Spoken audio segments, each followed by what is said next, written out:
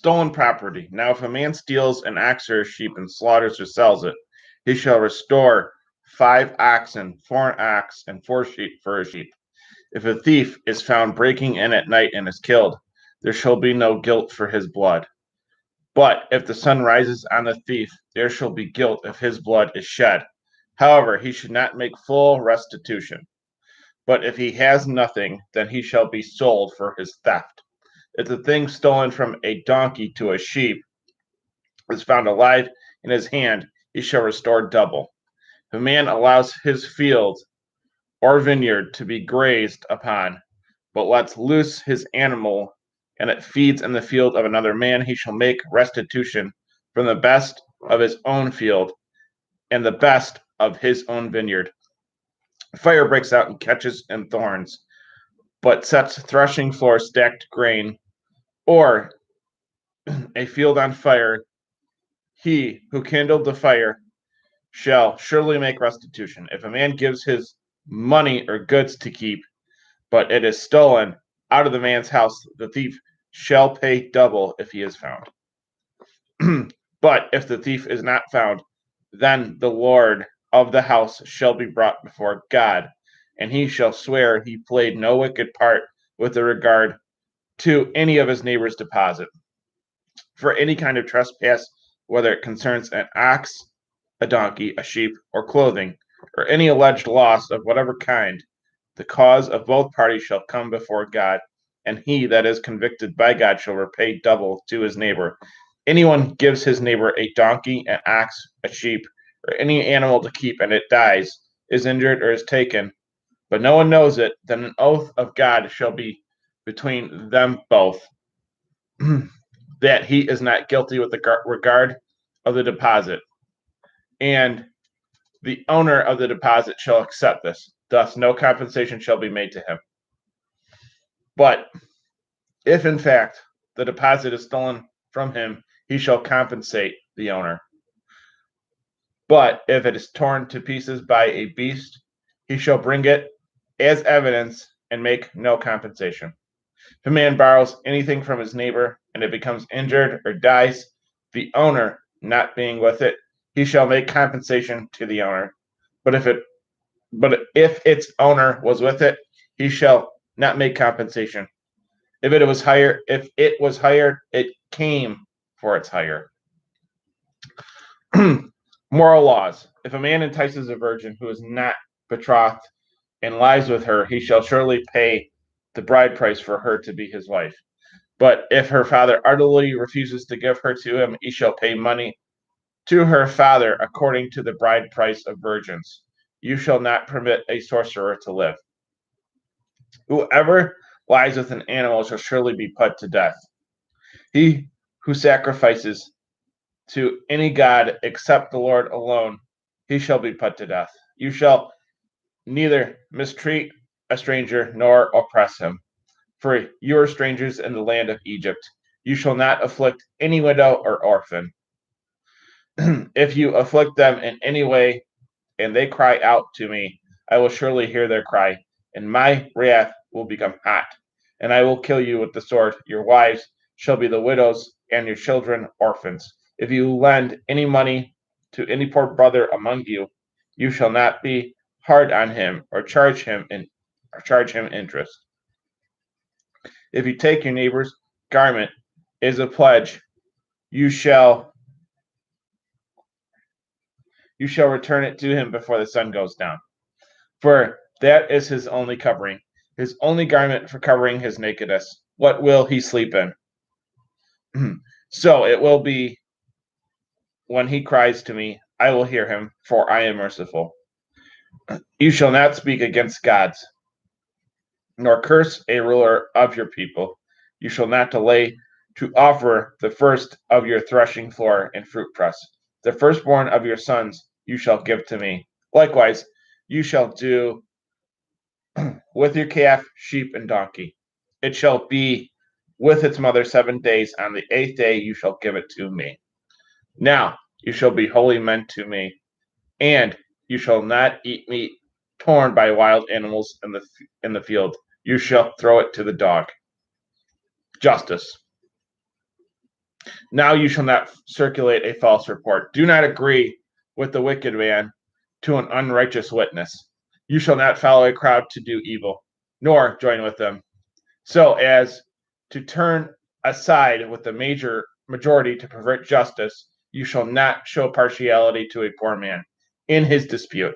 If you meet your enemy's ox or his donkey going astray, you shall surely bring it back to him again.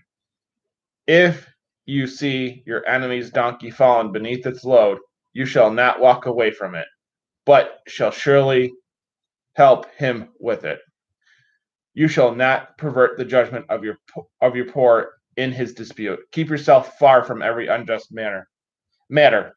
Do not kill the innocent and the righteous, and do not justify the wicked for his gifts. You shall take no bride, for a bride blinds the eyes and corrupts just pronouncements.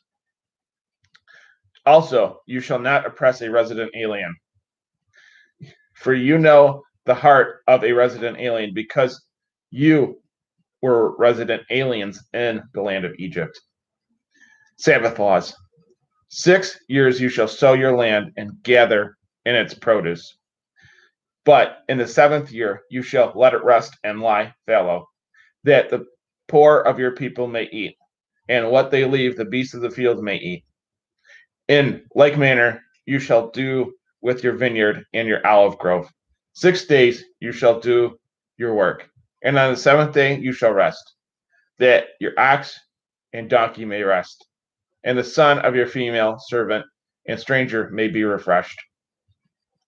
3 yearly feasts. Now in everything I said to you, be circumspect, and do not invoke the name of other gods, nor let it be heard from your mouth. Keep a feast to me 3 times in the year. You shall keep the feast of the unleavened bread. You shall eat unleavened bread 7 days, as I commanded you, at the time appointed in the month of new grains. For in it you came out of Egypt. None shall appear before me empty. And the feast of harvest, the first fruits of your labors, you sowed in the field, and the feast of ingathering at the end of the year, when you gather in the fruit of your labors from the field. 3 times in the year, all your males shall appear before the Lord your God, when I cast out the nations from before your face and expand your border. When I cast out the nations from before your face and expand your borders, you shall not offer the blood of my sacrifice with leavened bread, nor shall the fat of my sacrifice remain until morning. The first fruits of your land you shall bring into the house of the Lord your God. You shall not boil a lamb in its mother's milk. An angel of protection. Behold, I send my angel before your face to keep you in the way and to bring you into the land I prepared for you. Listen to him and obey his voice. Do not provoke him, for he will not pardon your transgressions, for my name is in him. But if you will indeed obey my voice and do all I command you to keep my covenant, you shall be my special people above all nations, for whole earth is mine. And you shall be a royal priesthood and a holy nation. You shall speak these words to the children of Israel. And if you shall indeed obey my voice and do all I tell you, I will be an enemy of your enemies, an adversary of your adversaries. For my angel will go before you and bring you into the Amorites, the Hittites, the Perizzites, the Canaanites, the Girgashites, the Hivites, and the Jebusites, and I will cut them off. You shall not bow down to their gods, nor serve them, nor do according to their works, but you shall utterly overthrow them and completely break down their sacred pillars. So you shall serve the Lord your God, and he will bless your bread and wine and water, and I will take away sickness from you. No one shall suffer miscarriage or be barren in your days, or be barren in your land. I will fulfill the number of your days. One more time. No one shall suffer miscarriage or be barren in your land. I will fulfill the number of your days. I will send my fear before you, and I will cause confusion among all nations to whom you come, and will make all your enemies turn their backs to you. I will also send hornets before you, which shall drive out the Amorites, the Hivites, the Canaanites, and the Hittites from before you. I will not drive them out before you in 1 year, lest the land become desolate, and the wild animals of the field become too numerous for you. Little by little, I will drive them out from before you until you have increased and inherit the land. And I will set your bounds from the Red Sea, sea to sea of the Philistines. And I will set your bounds from the Red Sea to the sea of the Philistines, and from the desert to the Euphrates River. For I will deliver the inhabitants of the land into your land, and will drive them out from before you. You shall make no covenant with them, nor with their gods. They shall not dwell in your land, lest they make you sin against me. For if you serve their gods, it will surely be a stumbling block to you. Notes from the previous page, 22:20. The children of Israel were to be a holy people in their behavior toward one another. Holiness in personal relationships was to be motivated by one commandment. You shall love your neighbor as yourself. And this is applied to both fellow Israelites and resident aliens. Leviticus 19:18 and 34. All the ordinance given Israel regarding neighbors are summed up in this one commandment. Romans 13:9. 23:1. One should never accept a report that belittles someone without investigating its validity. For the Holy Spirit warns against circulating a false report. 23:2. The majority are not always right. Sometimes they prefer justice. 23:3. If a poor man is not to be shown partiality, much less the rich. This holds true not only for judges and the courts, but also for all men. For justice is to be kept pure.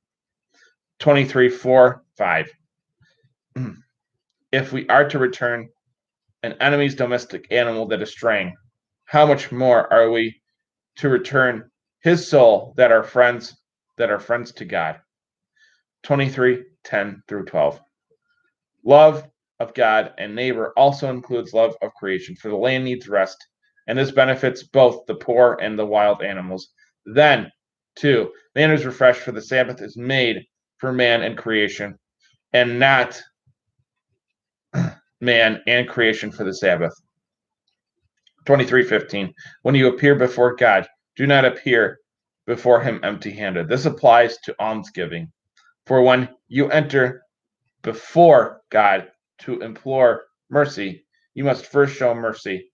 Make God your debtor. Then offer your prayers. Lend to him, then ask for a return, and you will receive it with interest. 23:20. This is the angel who said Moses, I am the existing one. 3:14. He is the only begotten God, because he is begotten from the unbegotten Father before all time and ages. He is called angel to distinguish him from the Father. The word angel means messenger, and this angel reveals the will of the Father to man. Moses believed in the Holy Trinity. Thus, my refers to the Father, and angel refers to the Son.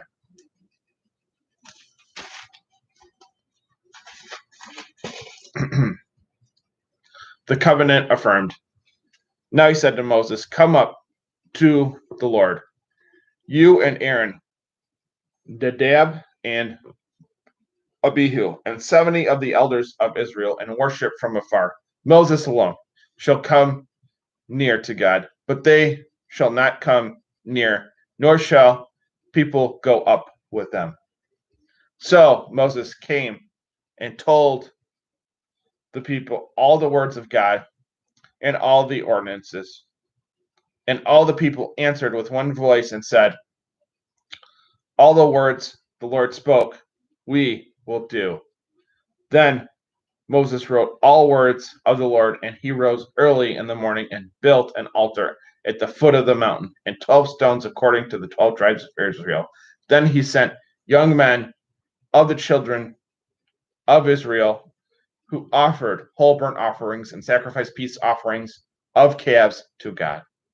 Moses took half the blood and put it in basins, and half the blood he poured on the altar.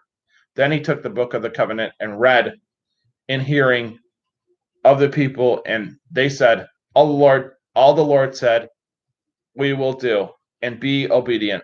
Moses then took the blood, sprinkled it on the people, and said, this is the blood of the covenant the Lord made with you according to all these words.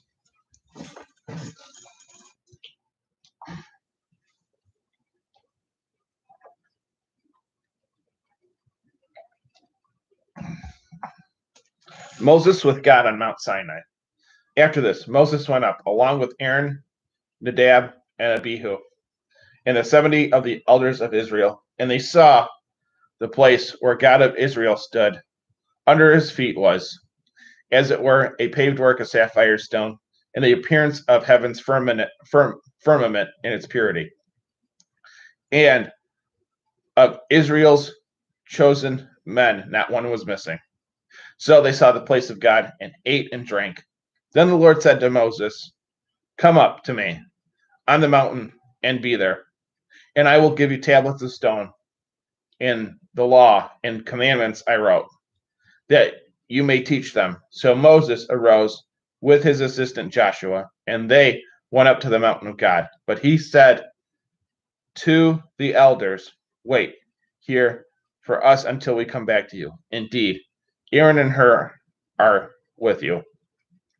If any man has difficulty, let him go to them. Then Moses and Joshua went up the mountain, and the cloud covered mountain.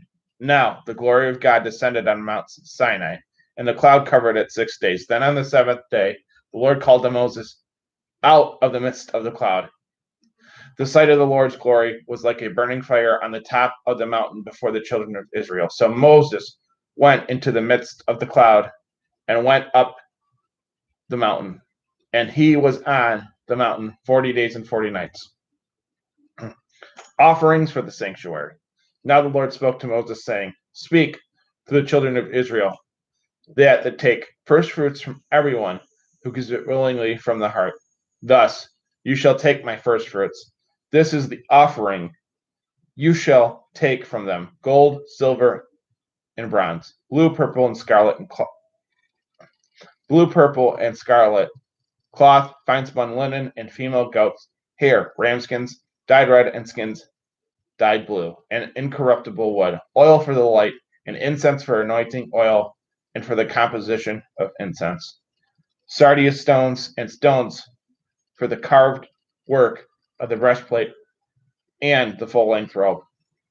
Also you shall take me a sanctuary, and I will appear among you, according to all I show you. That is the pattern of the tabernacle, and the pattern of all its furnishings, so you shall make it. The ark of the covenant. Thus you shall make the ark of testimony from incorruptible wood.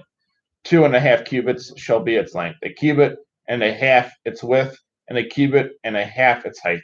You shall overlay it with pure gold inside and out. You shall overlay it, make a wreath of gold, and all around. You shall cast 4 golden rings for it, and put them on its 4 corners, 2 rings on one side and 2 rings on the other. You shall make poles of incorruptible wood and overlay them with gold. You shall put the poles into the rings on the sides of the ark, that the ark may be carried by them. The poles shall remain fixed in the rings of the ark. Then you shall put into the ark the testimonies I will give you. You shall also make a mercy seat of pure gold. 2.5 cubits shall be its length, and 2.5 its width. Then you shall make 2 cherubim of gold, of hammered work. You shall make them at the 2 ends of the mercy seat. Make 1 cherub at one end, and the other cherub at the other end. You shall make the cherubim at the 2 ends of it of one piece with the mercy seat. And the cherubim shall stretch out their wings above, overshadowing the mercy seat, their wings, and they shall face one another. The faces of the cherubim shall be toward the mercy seat. You shall put the mercy seat on top of the ark, and in the ark you shall put the testimonies I will give you. There I will make myself known to you, and I will speak with you from above the mercy seat, from between the 2 cherubim which are on the ark of the testimony, about everything I will give you in the commandment to the children of Israel. Notes from the previous page. 23:21. This angel has the authority to forgive sins, for the Father's name is in him. The Father's name is the Lord. Therefore, the Son is also called by this name. When he became incarnate, he also forgave sins, but the Jews challenged his authority in vain, because they did not believe he was the Son of God. Matthew 9:1-7. 23:22. Israel was to be a royal priesthood and a holy nation, based on obedience to the Lord. The Lord, speaking to Israel, was the Word. And when he became incarnate, the nation disobeyed him. Therefore, he took the kingdom away from Israel and gave it to a nation bearing the fruits of it.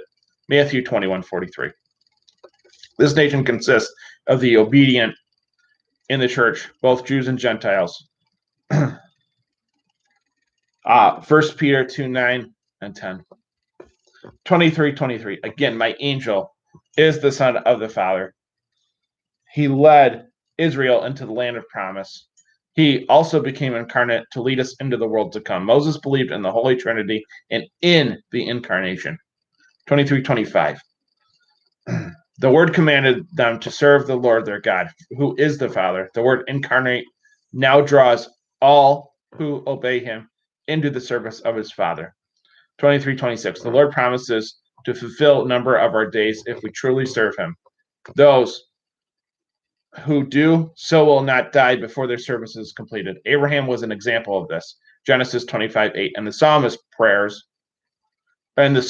prays, take me not away in the midst of my days. Psalms 101:25. 24:1 and 2. Moses alone could draw near to God because he had the unquenchable grace of the Spirit. St. Paul said, do not quench the Spirit.